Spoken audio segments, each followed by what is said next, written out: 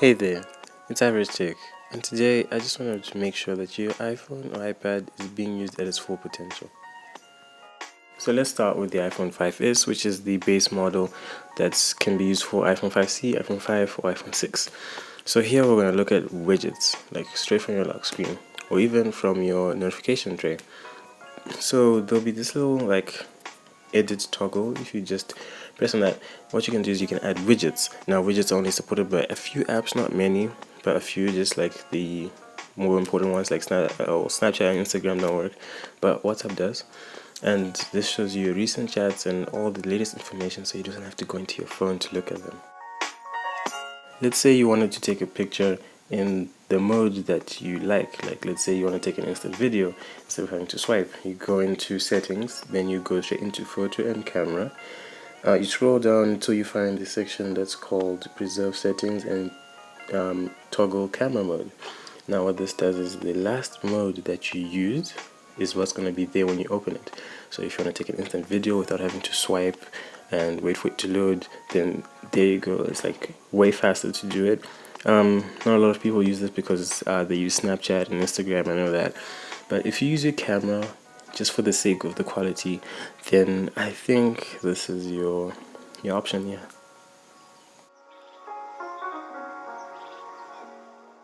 It's probably your videos that is taking up all the space on your iPhone.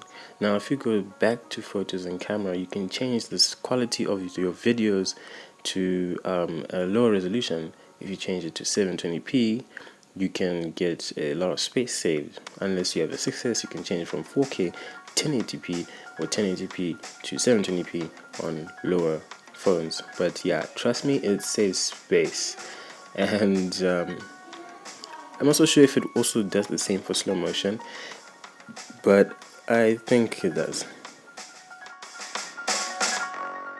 Now, some of you might be thinking that Apple Music's equalizer is a bit too stale, so you can change that.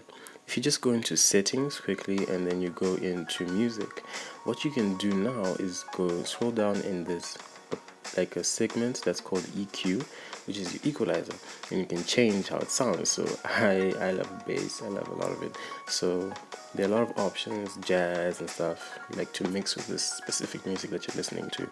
But this feature here is not really thought of by many. Still on the topic of music, now let's say you're going to bed and you're listening to music, but you want to stop at a certain point.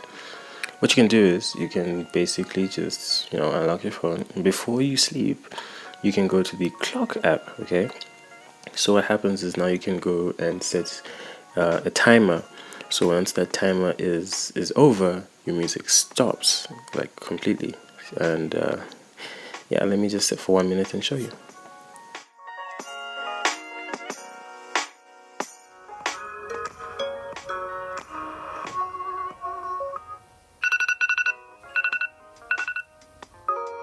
Okay, so this feature is strongly for iOS 10, but you can delete the pre-installed apps on your phone.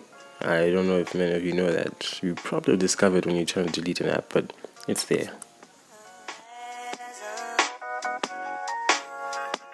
Okay, let's say you're connected to a speaker and someone calls you and you just don't want anyone to hear what you guys talking about. You can quickly change that from your iPhone or to a speaker. I'm not connected to one right now, but it should show when you're connected to a speaker or a USB dock. You also have what we call night mode or do not disturb, which basically cancels out all the notifications that you get from your apps. And then you also have night shift, which is what you use when the lights are off. It warms your display so you can, I don't know if this is true, but so you can sleep more easily.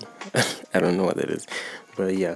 And you can change the warmness. Apparently if you make the display more warm, it's more effective. You sleep easily, but it shouldn't be too hard on your eyes, or not so hard or it won't work. You can use Touch ID to unlock your phone, but not only unlock your phone, but also to purchase some apps. So also your passcode, you don't have to get a 6-digit passcode. You can tap on passcode options and you can tap on 4-digit or alphanumeric code. Alphanumeric is basically letters, and 4-digit is the the common 4-digit code. And They are pretty good, but I still love swipe to unlock. I don't know if there's a way of getting swipe to unlock, but I just love it. To unlock your phone more quickly, instead of having to press the home button, read your fingerprint, and press it again, what you can do is go into accessibility, and you just want to go and find an option where it says wrist to unlock, and then you just have to rest your finger and it unlocks. This one, I bet you didn't know. You can use your phone as a magnifying glass if you just go into accessibility and turn on magnifier. Just triple click and your phone turns into a magnifying glass, and it really works, really, unless you like just zooming in, but hey, it's still a feature. As much as Androids can be customized, iPhones can be too, just a little bit. Now, if you go into settings and accessibility, we can go here into increase contrast. Now, here we can change the transparency. So now things are not transparent but opaque. I don't like this because the color doesn't change. So, like if you have a red wallpaper, it doesn't change to red. It's not opaque, like it's just white and like it's frosted or something. But I don't really like that. But you can change it and then it becomes clear as well and transparent. You also have button shapes, which I don't really like. As you can see, like it changes over there, but I don't really like the button shapes. We also got bold text, larger text, but this you have to restart your phone, which I'm not gonna do. And there's reduce motion, which basically changes the animations and makes them a little bit more stale. Makes your phone a little bit faster, but it takes some getting used to. But it makes your phone faster and it does save battery, so you might want to consider that one. But it also stops iMessages animations, but it plays them automatically. If you use iMessage, you kind of know what I'm talking about. Well, that's just about it for the iPhone 5s and anything below or slightly on top of it. By that I mean 6 and 6 Plus. Now let's go on to something a little bit bigger. Let's move on to the iPad section. Now for the iPad section, I could only get an iPad Air. I know there's some more high-tech iPads out there, but this is the one that I had right now. So let's look at this one. Now this is one thing everyone knows. All my schoolmates know this one. It's multitasking. And, you know, I don't really see myself using these, but hey, you can pinch to go to the home screen, which is basically closing the app with your hand. And then you can switch by swiping 4 fingers upwards. So you can go into the app switcher by swiping 4 fingers upwards, and you can swipe left and right between apps. So you need to use more than 2 fingers to activate this. I think it's actually 4, but you can also use 5 if you want, but it has to be more than 2 because 2 is basic zoom multitasking stuff. Then there's persistent video overlay, which is basically self-explanatory, but yeah, it was showcased as picture on picture. I think, yeah, picture on picture, where like let's say you're watching something, and let's say you just wanna quickly jump out of the app, and like let's say I'm gonna read my notes. So I'm watching this video. There's a little icon at the bottom which you don't see on most iPads. If they're not newer, it only works on iPad Air and above. So you can now scroll and do anything you want whilst you're watching the video, but your iPad becomes slower. I've just noticed it becomes slower because the Notes app opens way more faster than that. But it becomes slightly slower, but it's nothing too much to deal with. I mean, come on, you're watching a video and doing something else at the same time. You could be also playing a game. So yeah, it's a really good thing to have, especially like if you want to do something in the background. Like let's say you want to research something, call someone, and say, "Hey, dude, you should watch this movie. I'm watching it right now. It's called okay, I don't know what this movie is called, but yeah, you should watch it. I mean, it's pretty cool. You know, that kind of stuff." So the multitasking on iPads are getting better, but if you have an iPad Pro, trust me, you're in the game. So you're probably saying, what about apps? Is it there too? Sort of. If you are in an app and you swipe from the right going to the left, you can get this little like tab place, but the left side becomes inactive and the right side becomes active. So you got this like little like notification tray. Like if you pull it down, it looks like it reminds me of the Apple Watch. Like you get these like little apps that you can jump into and stuff, and they're fully interactable. Like you can do everything you could do, even if like you're in this small like little page of it. So what is this? It's basically when you want to just the same thing with the video on overlay. Like you can just go into your notes, check something. You can even download an app. iPads don't necessarily have the same features as iPhones, but they do have exclusive apps like the photo booth. That's one app you won't find on your phone unless you jailbreak it. I have been talking about Notes lately, and the Notes app actually got an update, so you can get this. Like, if you get that little scribble logo there on your keyboard for your iPad, you can just tap on that. Oh, sorry. Tap on that, yeah.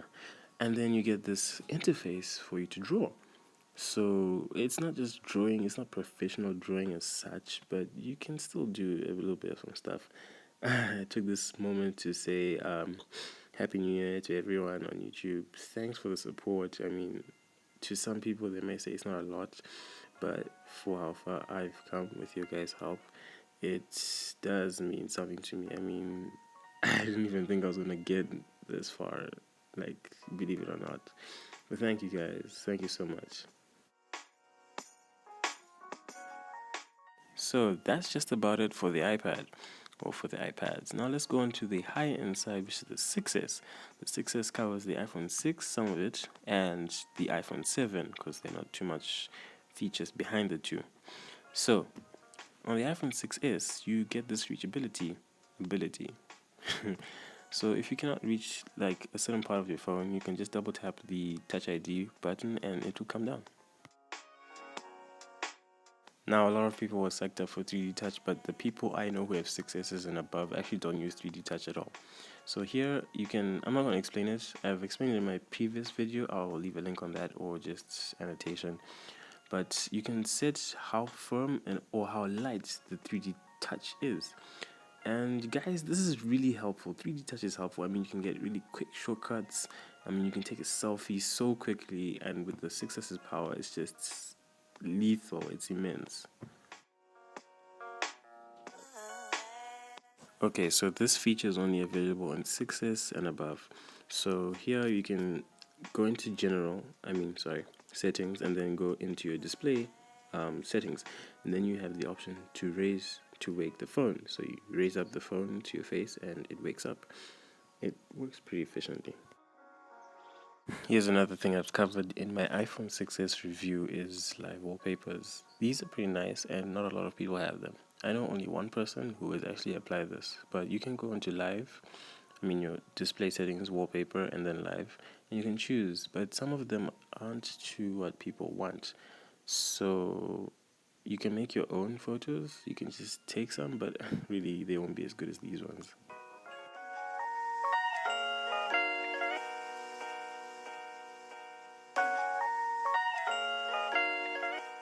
If you were like me who had the 6S and all you did was force touch everywhere, you would have noticed some things now. So you can force touch or 3D touch on a few icons and you get some settings. Like you can change how bright your flash is, which I bet here no one knew. And you can have some other options too. I never thought multitasking could get better, but it has anyway. So here you can apply force or you can apply pressure on the left side of the screen, and this will allow you to switch in between apps if you hold it for long enough. But now if you quickly swipe left to right, you quickly snap into the last app that you're using. So it's pretty fast and it's not something everyone will use, but it's there. You can also use the health app on both the 5S and the 6S. So not only the 5S, obviously a couple of other phones, but they're better on the S models. Look, iPhones are great phones. They have their ups and downs, but really I think iPhones are perfect. If you've got an iPhone, leave a thumbs up and comment because I am an iPhone lover.